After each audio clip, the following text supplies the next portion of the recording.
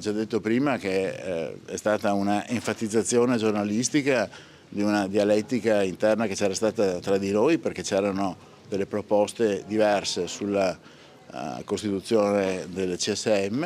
Poi quando abbiamo trovato l'accordo, su questo andiamo avanti compatti e la riforma, come ho detto prima, è già passata in un ramo del Parlamento e adesso andrà avanti con la massima celerità. La riforma della giustizia va avanti. Il ministro e guardasigilli Carlo Nordio dall'isola di San Giorgio a Venezia fuga ogni possibile dubbio sul rischio di rallentamenti.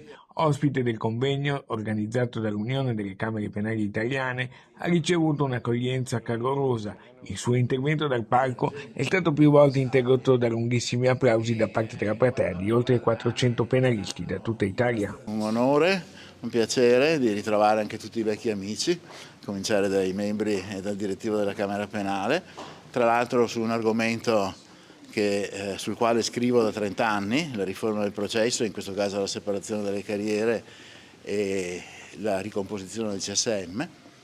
E quindi A che punto siamo, Ministro, con la separazione delle carriere? siamo avanti, c'è già stata una prima lettura, adesso andremo avanti in modo molto celere con la lettura al Senato e poi ci sarà la doppia lettura dovuta all'intervallo costituzionale, ma contiamo di arrivare sicuramente entro la fine dell'anno per poi passare al referendum.